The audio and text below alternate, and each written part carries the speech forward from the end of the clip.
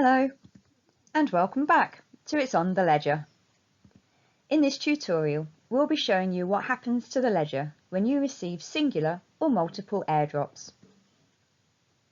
This will be the last tutorial where we use the full page of an account. We hope by now you're starting to recognise what an account page looks like. So we've gone straight into the airdrops as that's what we want to talk about. We're going to use this bottom airdrop for this tutorial. In our Stellar wallet, we went to Transactions and clicked Pending. We selected the airdrop and then we clicked Claim. Then we swapped the asset for XLM and then we closed the trust line. So let's see what this does to the ledger. Okay, we can see that we've now got 4 lines of text with this one airdrop from our wallet. Let's start at the bottom. We established a trust line to this asset just like we did with Aqua in an earlier tutorial. Then we claimed the balance. We swapped it for XLM, and you can see that we swapped it here rather than traded it.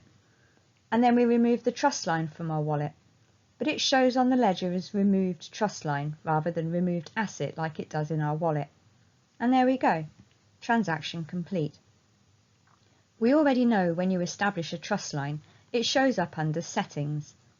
When you remove a trust line, that appears under Settings also. So the top and bottom line of the 4 transactions are for the trust lines that are set in Settings.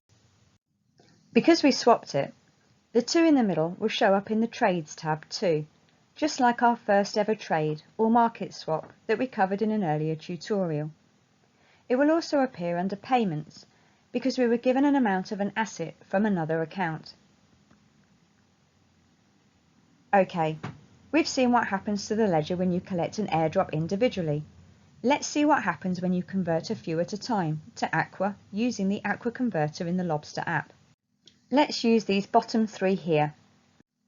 Exactly the same thing.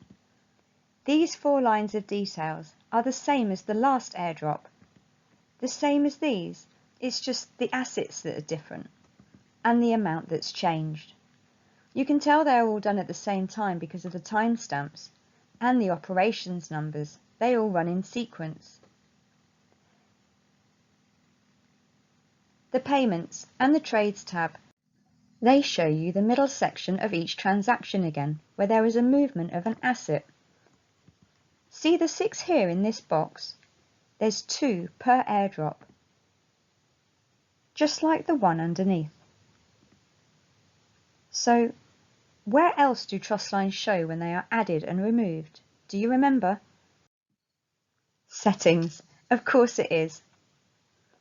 Okay, so we have looked at receiving airdrops from your pending claimable balances in your Stellar wallet. But what about claiming these balances from another platform, like SDEX for example? How do they work? Let's claim these 3 and find out. These are exactly the same as well. We established a trust line, claimed the balance, swapped it, and closed the trust line. It tells you in the memo they were converted in the SDEX Explorer. This is a dead giveaway. And we didn't swap for Aqua this time. Can you see? We swapped for XLM instead. We know that we swapped, of course, because of this indication. The timestamps on the right, they marry up too. Exactly the same. And the transaction numbers, they all run in sequence. There were 12 operations to these airdrops. So many, in fact, we couldn't fit them all on one page. This is the same as the 3 that we converted to Aqua, so you can see how quickly the All Operation tab fills up with these airdrops. There are a few other types of airdrops you may notice too, but these are for assets that the account already holds in their wallet, and they tend to be for staking or liquidity pools, or maybe a past promotion that entitles the account to a daily, weekly or monthly drop. You can see these transactions here, and the timestamps at nearly the same time every day, and you can see it's running daily from the memo. It tells you that it was the YXLM daily interest being added to the account at 5%. Another example is this asset, KT House, which pays out weekly at 12%.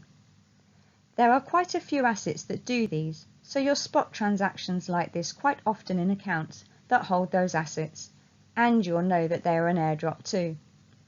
There's one more type of airdrop to look at. We're going to cover that in the next tutorial. There's a lot going on the ledger.